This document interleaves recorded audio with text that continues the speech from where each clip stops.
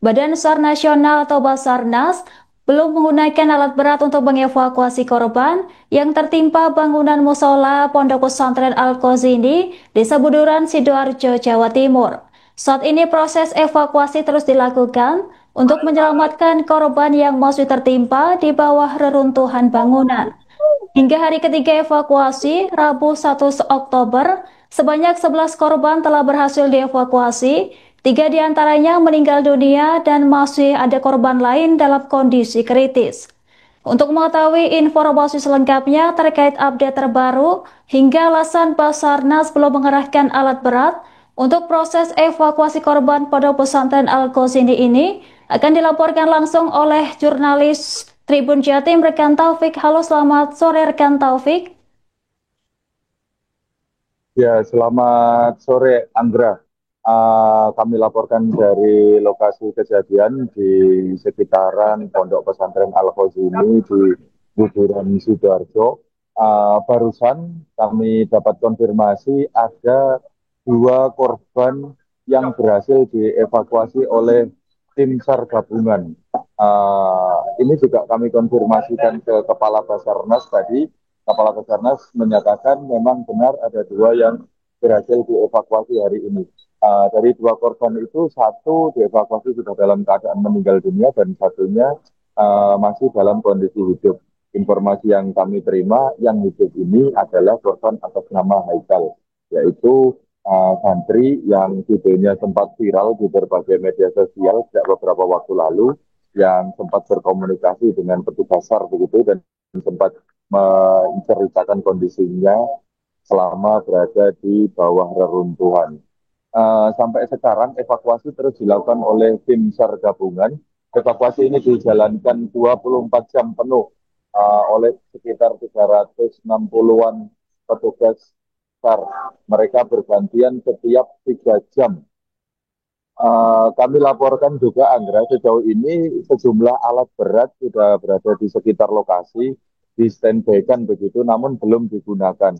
Kenapa? Karena atas pertimbangan oleh Basarnas dan beberapa pihak, kondisi bangunan yang rawan runtuh, sementara di bawah reruntuhan masih ada sejumlah korban yang masih hidup. Bahkan ada beberapa yang masih berkomunikasi, ada yang juga masih hidup, cuman belum tidak bisa berkomunikasi begitu. Tapi mereka memberikan sinyal seperti kakinya bergerak, tangannya bergerak, dan sebagainya.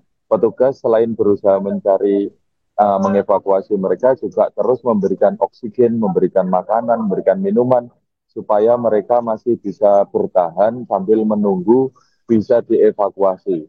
Nah, karena tidak menggunakan alat berat, petugas proses evakuasinya dengan cara membuat lubang dari bawah. Jadi ada petugas yang berusaha masuk dari sela-sela reruntuhan itu untuk menjangkau para korban. Ada juga yang dibuatkan lubang dari tanah begitu untuk bisa masuk ke dalam untuk menjangkau para korban supaya bisa dievakuasi. Data yang berhasil kami himpun sejauh ini sudah ada 4 korban meninggal dunia yang berhasil dievakuasi. Kemudian ada 23 korban mengalami luka berat, masih menjalani perawatan di beberapa rumah sakit, termasuk di Rumah Sakit Umum Daerah Sidoarjo dan di RSI Siti Hajar Sidoarjo. Mereka menjalani perawatan di sana. Selain itu juga ada sekitar 75 korban yang mengalami luka ringan begitu dan sebagian sudah dibolehkan pulang. Sejumlah pihak terus berdatangan memantau kondisi evakuasi yang dilakukan petugas gabungan di lokasi kejadian. Barusan tadi juga ada Menteri Sosial yang memastikan semua proses di sini bagus. Menurutnya dia mendapat perintah dari Prabowo Subianto Presiden untuk memastikan konsumsi atau permakanan bagi keluarga korban dan para santri, termasuk para petugas yang sedang melakukan evakuasi, aman. Tadi Kusipul itu juga sudah memantau dapur umum.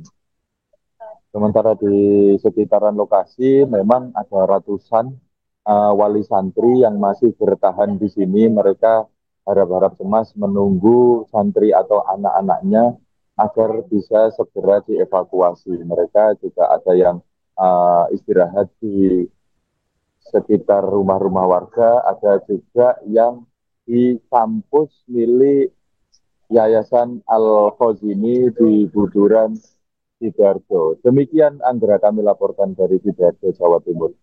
Baik, terima kasih rekan Taufik. Selamat bertugas kembali. Ada satu korban yang masih bisa memberikan respon secara langsung dan kami sedang membuat tunnel di bawahnya untuk memberikan kesempatan pembebasan korban karena dia tidak bisa menggerakkan tubuhnya sama sekali karena berada di bawah himpitan bordes. Dan mohon izin saya sampaikan faktor analisis sebelum dan sesudah kegempaan semalam.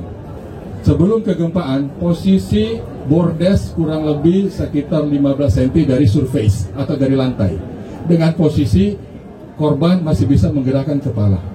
Namun setelah pasca kegempaan semalam, posisi bordes turun signifikan.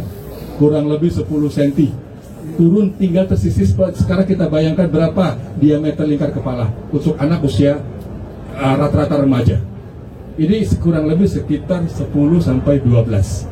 Nah, sehingga dengan ketinggian ini kami ingin memberikan gambaran bahwa complicated kesulitan kami ini adalah bagaimana mempertahankan nyawa target, tapi akses yang kita gunakan memang membutuhkan waktu yang lebih lama karena kami tidak kekurangan peralatan. Seperti Bapak lihat, semua peralatan baik yang sifatnya pneumatik ataupun dia gas ataupun dia peralatan yang manual ada semua. 375 personil gabungan semua rata-rata membawa peralatan dan bisa Bapak lihat di daftar potensi dengan peralatannya. Artinya kita tidak kekurangan peralatan. Namun kehati-hatian yang kita kedepankan untuk memberikan kesempatan seperti tadi kabar sampaikan, satu nyawa sangat berharga. Lalu kemudian fase pertama 72 jam itu adalah rescue phase atau fase penyelamatan. Setelah 72 jam nanti akan kita asesmen kembali apabila kondisi ini membuat status berubah dari responsif menjadi unresponsif, tentu kami akan melaksanakan konsolidasi kembali melibatkan pada pihak keluarga. Kita akan merubah metode pendekatan terhadap korban dengan menggunakan peralatan berat. Akan kita ambil satu persatu puing yang ada.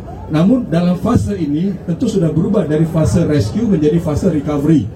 Nah, tadi pada saat pengangkatan rescue team ataupun orang yang berinteraksi di bawah ini sudah harus berada di luar titik aman karena kita menghindari dampak akibat penetrasi alat yang menekan ataupun dia menahan dan memotong peralatan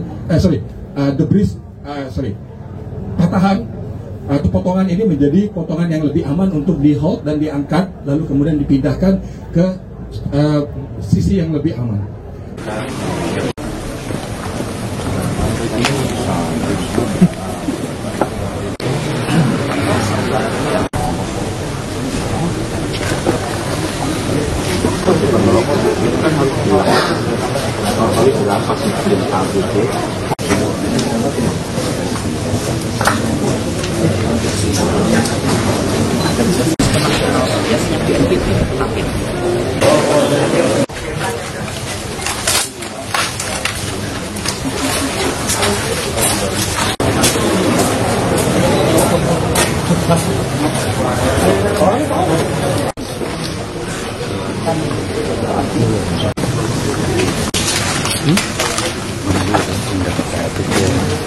Iya, gini.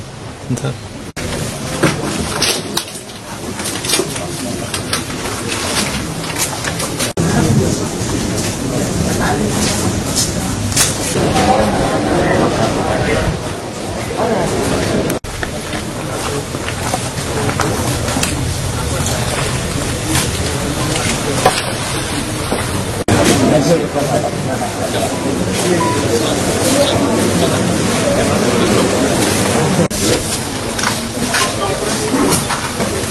Download Tribun X sekarang, menghadirkan lokal menjadi Indonesia.